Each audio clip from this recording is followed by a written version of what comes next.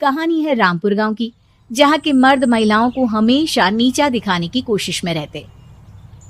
अरे अभी तक खाना नहीं आया, क्या मुझे एक और शादी करने की जरूरत है? नहीं जी नहीं, ऐसा मत करना, वरना मैं कहाँ जाऊंगी। खाना लेकर मैं अभी आई जी। गांव की पंचायत में भी फैसले हमेशा औरतों के खिलाफ ही रहते। मैं जो फैसला सुनाता हूँ वो भगवान की आज्ञा होती है। इस लड़के ने अपने मन से शादी करके अच्छा नहीं किया।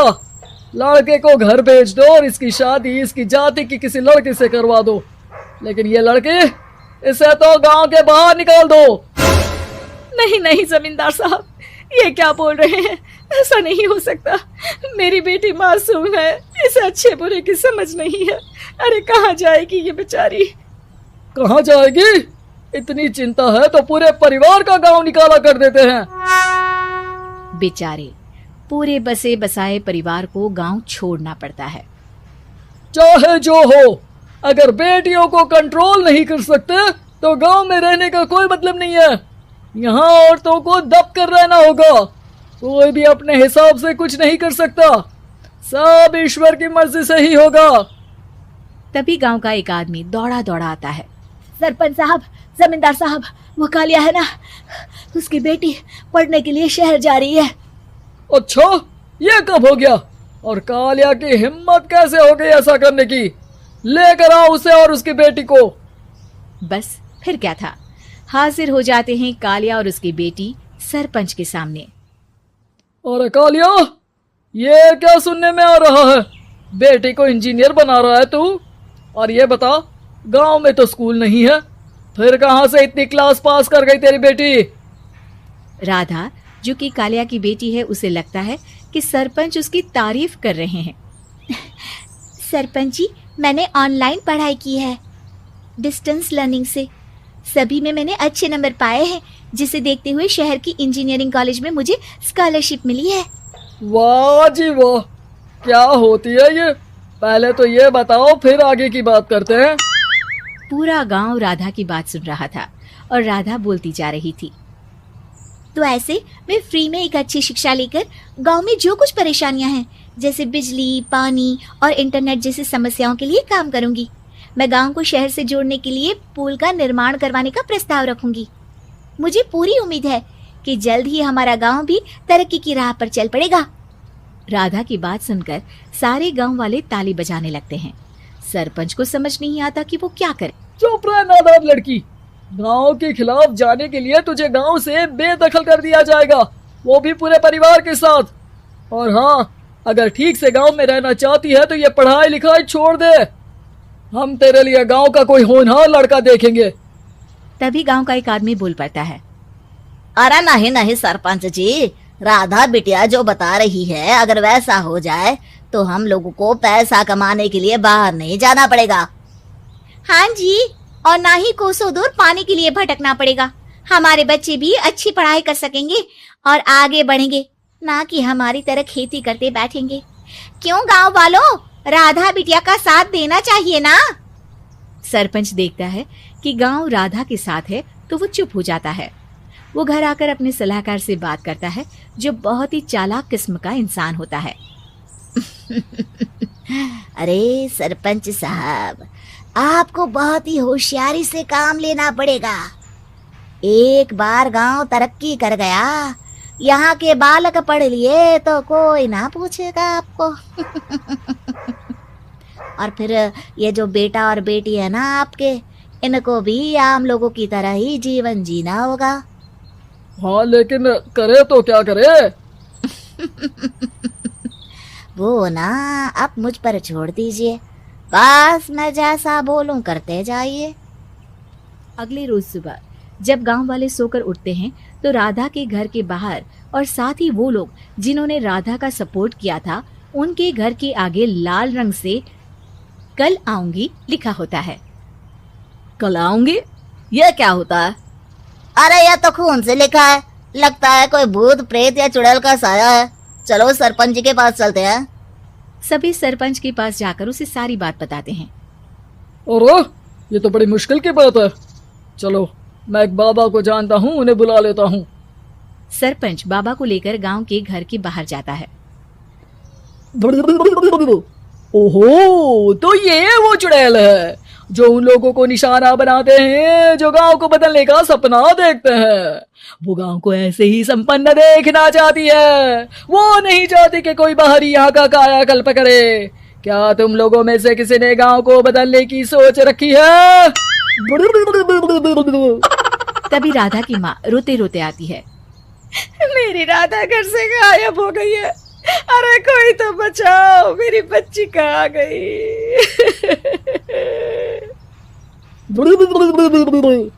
ले गई वो चुड़ैल, तेरी बच्ची को ले गई। अब वो उसे श्रापित करके छोड़ेगी, उस पर चुड़ैल का साया हो जाएगा। तभी बुरी सी हालत में राधा भी वहां आ जाती है। उसके बाल चुड़ैल की तरफ फैले होते हैं और कपड़ों में खून लगा होता है। सभी राधा को देखकर डर जाते हैं। माँ, पता नहीं मुझे कौन उठा कर ले गया था। अरे दूर दूर हो जा चुड़ैल, अब हम लोग इस गांव में नहीं रुकेंगे। अरे कैसी बातें कर रहे हैं आप? कल तो आप मेरे भरोसे गांव का हुलिया बदलने, अपने बच्चों को पढ़ाने और तरक्की उन्नति की बात कर रहे थे, तो आज क्या हो गया आपको? ये फिर तुम लोगों को बहकाएगी। ये चुड़ैल गांव में आ चुकी है, ऐसे ही ये तुम्हारे घर के बच्चों को भी ले जाएगी। गांव वाले राधा को गांव से बाहर निकाल देते हैं। उसके माँ बाप रोते रहते हैं, लेकिन गांव वाले नहीं मानते। मैं भी अपनी बहन के साथ गांव के बाहर रहूंगा, लेकिन वो पढ़ाई नहीं छोड़ेगी। वहीं सरपंच के घर पर सलाहकार कहता है, देखा, सांप भी मर गया और लाठी भी नहीं टूटी। लेकिन अगले ही दिन सरपंच के घर के बाहर भी वही शब्द लिखे होते हैं। और फिर सरपंच की बीवी कहती है, हमारी बेटी को किसी ने अगवा कर लिया है। तभी राधा का भाई वहां आ जाता है। अरे गांव वालों, मैंने सरपंच जी की बेटी को देखा था, वो चुड़ैल उसे उठाकर ले जा रही थी। अरे क्या मजाक कर रहे हो? नहीं नहीं सरपंच जी, आप नहीं जानते, वो चुड़ैल अब आपकी बेटी में आ जाएगी, जैसे राधा के अंदर आ गई थी। तभी सरपंच की बेटी वैसी ही हालत में वहां आती है जैसे राधा आई थी। पापा, पता नहीं कैसे मैं गायब हो गई थी। चुड़ैल, इसके अंदर भी चुड़ैल का साया है, मारो इसे। अरे नहीं नहीं, इसे भी राधा के पास गांव के बाहर ही भेज दो।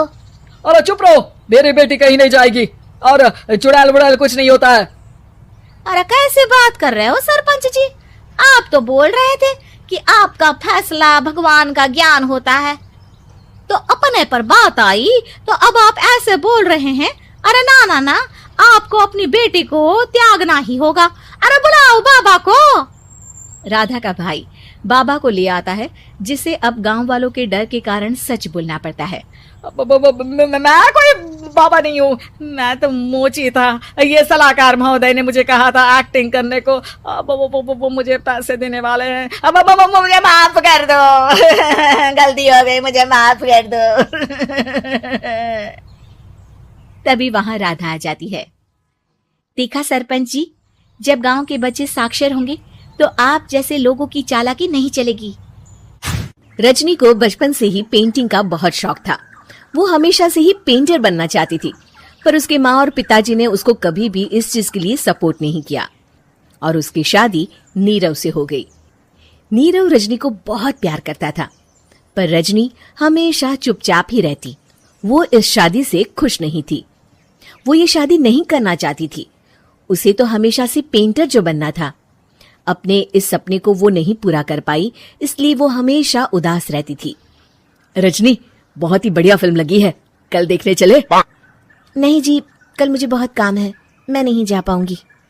अच्छा तो कोई बात नहीं, संडे को चलते हैं। देखिए, मुझे फिल्म देखना पसंद नहीं है, आपको जाना है तो चले जाइए। नीरव को मना करके रजनी वहां से चली जाती है और अपने बैग को खोलकर उसमें बंद पड़े ब्रश और कलर्स को देखकर रोने लगती है।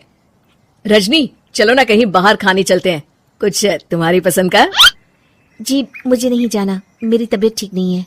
रजनी वहां से चली जाती है। नीरव को समझ नहीं आता कि रजनी उससे इतना दूर क्यों रहती है। वो जब भी उसके साथ वक्त बिताना चाहता है, रजनी कोई ना कोई बहाना बना देती है।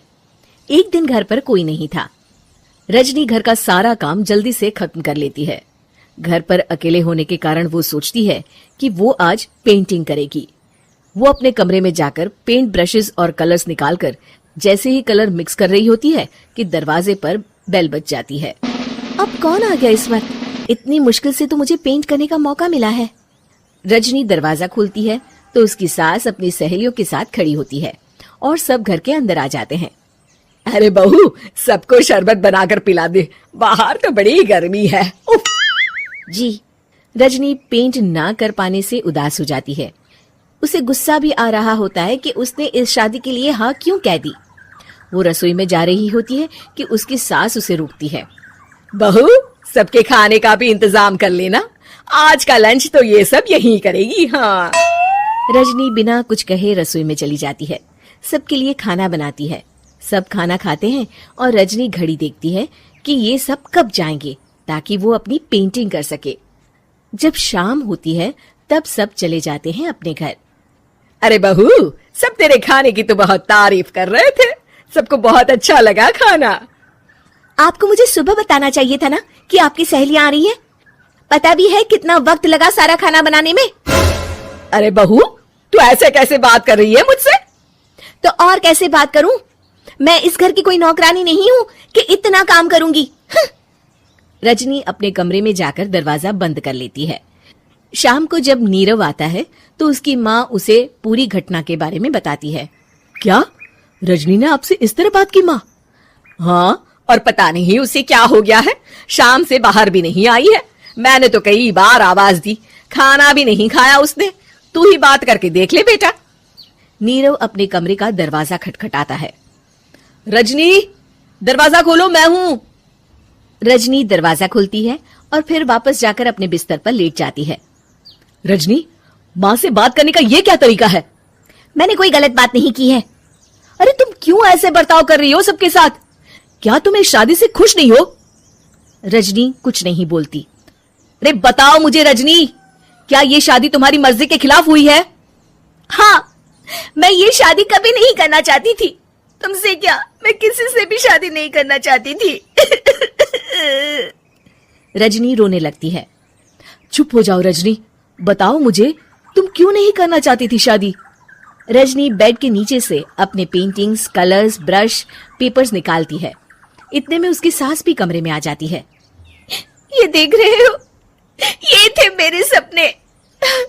मैं पेंटर बनना चाहती थी, पर माँ पापा ने कभी सपोर्ट नहीं किया और मेरी शादी करवा दी। मेरे सारे सपने टूट गए। हर वक्त बस गुस्सा आता रहता है मुझे। मैं जानती हूँ कि आप लोगों की इसमें कोई गलती नहीं है, पर मैं क्या करूं, मुझे समझ में नहीं आता।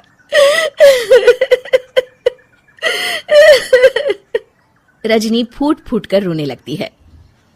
मुझे माफ कर दीजिए, आप दोनों के साथ मैं बहुत बुरा बर्ताव कर रही हूँ। अरे रजनी बेटा, चुप हो जाओ तुम। नीरव पानी लेकर आता है।